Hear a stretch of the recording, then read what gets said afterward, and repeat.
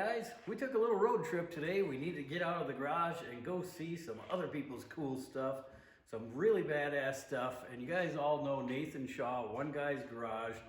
He puts on the drag weekend every year, and him and his wife Stacy have brought us to this drag event every year, and we are so happy to be friends with these guys. We stopped over here to see what Nathan's working on, and he's working on Stuart's GTO, which has taken so many different turns. And this car, I've seen this in so many different forms, and I absolutely love what you've done to the car. And what have you done to it recently? You've cut it all apart. Well, you're supposed to say I'm still working on this car. You know, one of the downsides of working by myself primarily is things just take a long time, and this car's been a huge transformation, and it's finally getting closer to the end of the transformation. I see it's going to be a small tire car in here, and wow, those really tuck up in there. What size are those things? Those are 315 Pros, and it is going to be raced on a 28-inch tall tire as well as a big tire sometimes on the street. Okay, so you got enough room in the wheel wells to do both, so you can go big tire or small tire. That's a good idea. Yep, it's got Give a some big tub options. and narrow frame rails.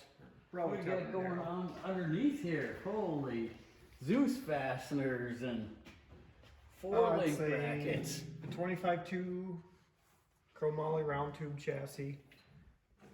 And then all those zip strips, those are from Tin Soldier race cars. It makes an easy way to fasten all those floor panels down. Yeah, that's a pretty slick deal. So that's all one piece, and you just cut those to length and weld them on there, and now you got something to Zeus fastener too. Yep, okay. Kind of handy for this car because it's got to have steel front floor panels for Cash Up the Creek rules. So maybe someday he'll put carbon in the back, or go to a little bit lighter weight floor. Well, look at all the tube work in here and all the four-link bar brackets, everything. Nathan did all the welding, all the bending, everything on here is all done by scratch. It's not a kit. You don't just buy this and bolt it in or anything like that. There's an awful lot of welding here. Welding's looking righteous, brother. Looks awesome. Thank you, sir. And so you got the whole tunnel up here. What's he running for a transmission in this thing then? It is a Reed Case 400 3-speed. Okay, and then no overdrive, no gear vendors or anything like that with it? Nope, the 4L80E and gear vendor days are over, and it's more switching to more of a race-oriented car. So. Nice. And you got your full motor plate and everything for this monster big block. I see you've gotten away from the LS and went to a big block, I see, from the bottom of it here. And got a lot of other details on the bottom of it as well, like the front mounted radiator, the K-member in here. And I know you had mentioned something about this, that you designed and fabricated the whole K-member with the rack and pinion and the strut mount. And wow, does that make a super light, compact front suspension that weighs almost nothing. That is impressive. Very simple design, but effective.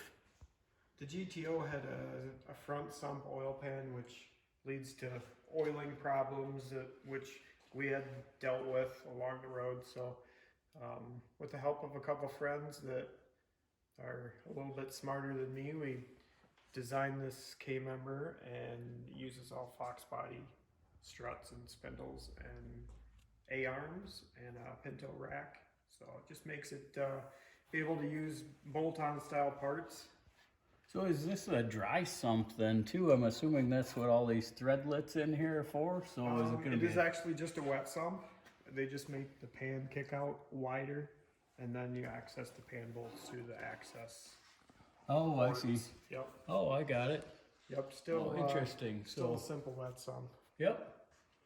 Oh, cool. And the radiator all tipped down at an angle like that to clear the massive turbos that are over the top of it.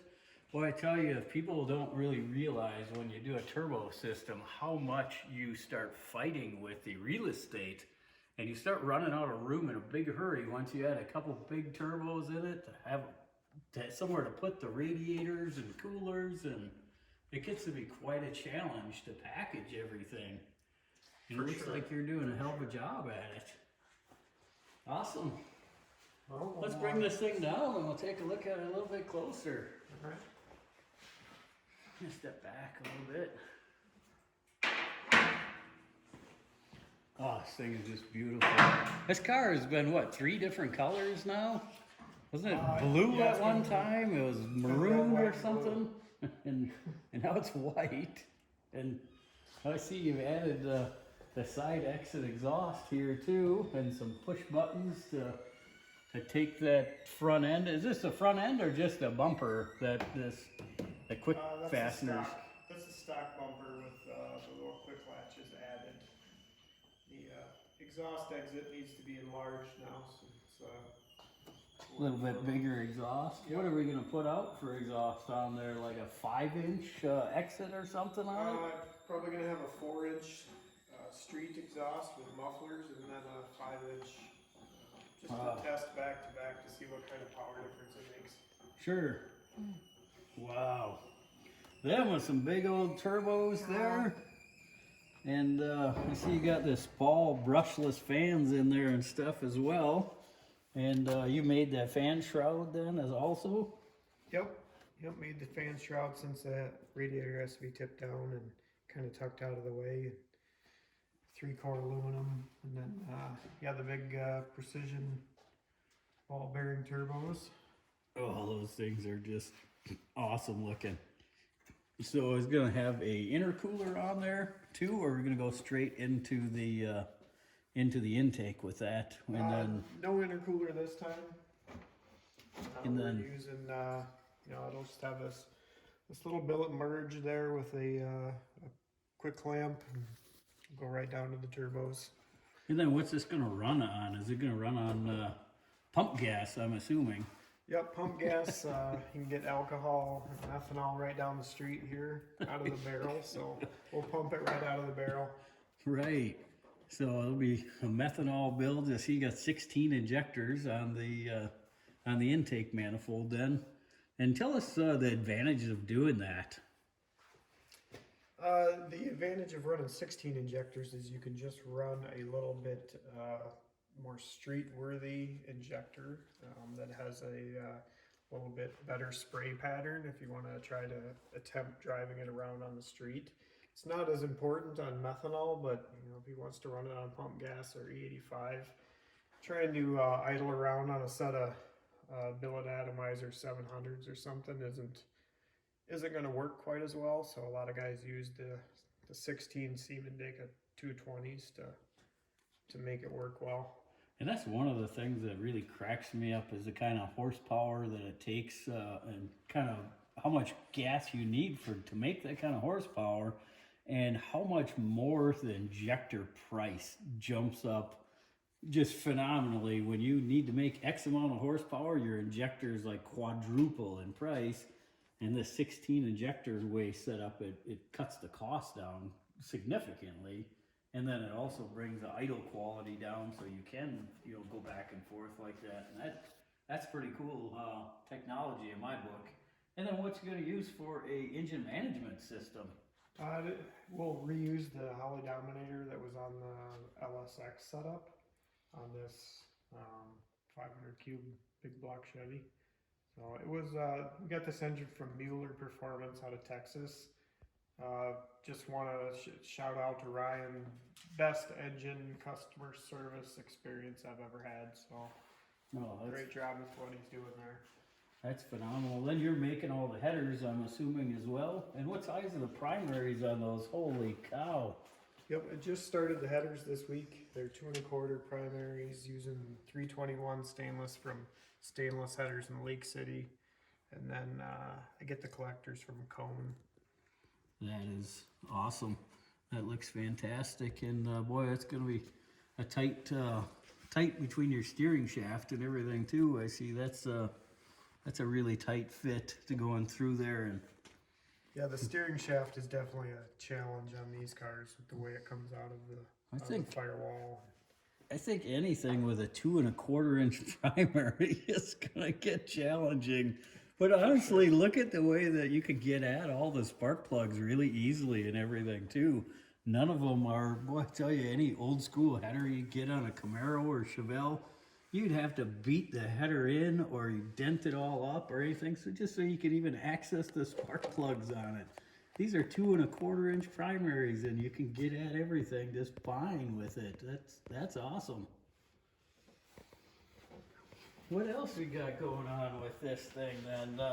So we're gonna run this in a small tire and is it gonna be street legal? It will be street legal. We got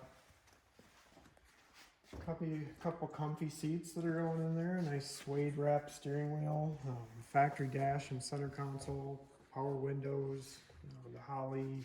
Well, he is gonna keep the Holly power dash. windows in it then too, huh? Yep.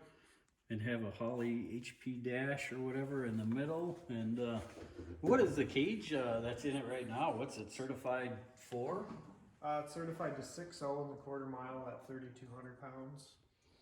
And well, the certifications go by weight classes then too. I didn't realize that. I never really got into the certifying or anything like that. Yep.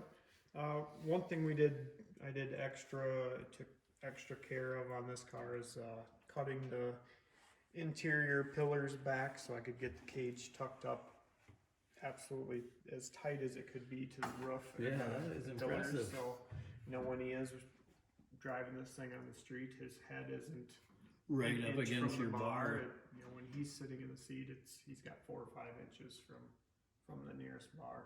Yeah, that is impressive. And that is, that's what I see so many people that want to make a pro street style race car, kind of multi-purpose. Boy, I tell you, the cage is what just drives me crazy. I see so many of them out there that are so uncomfortable where the bar is right up against your head. Yep. The pillars, the A-pillars are covered up so you can't even see out the corners of the windows, and there's so many blind spots in them.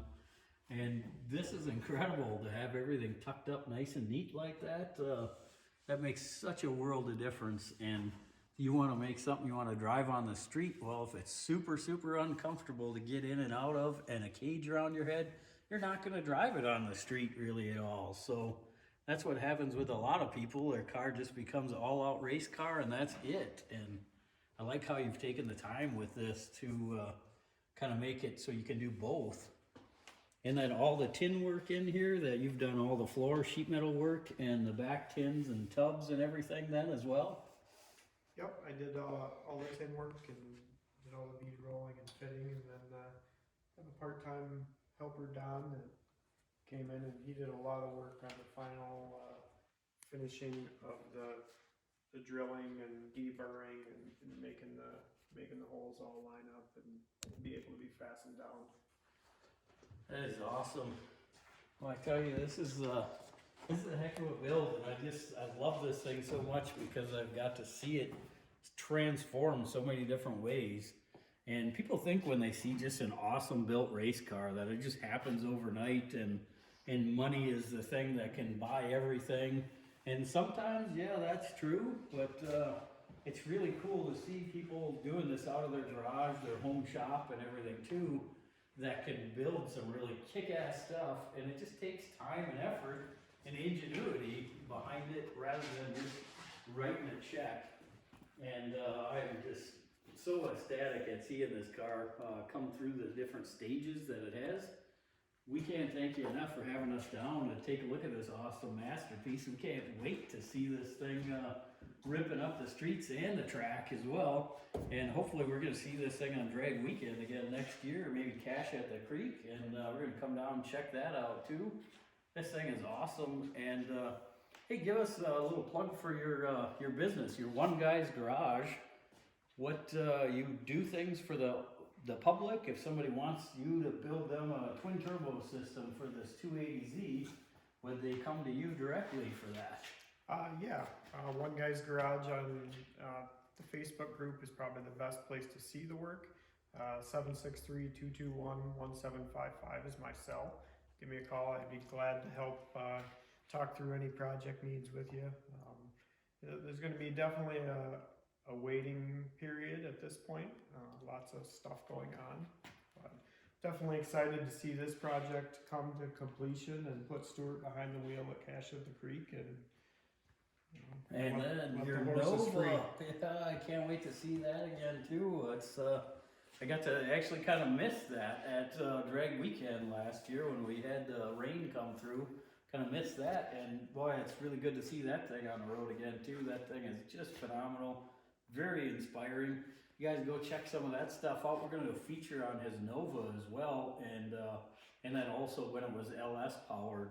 And doing a bunch of videos on LS swapping, and this is a very big inspiration is his Nova with that.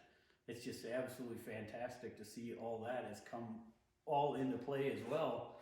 And you guys, hope you guys liked what you saw.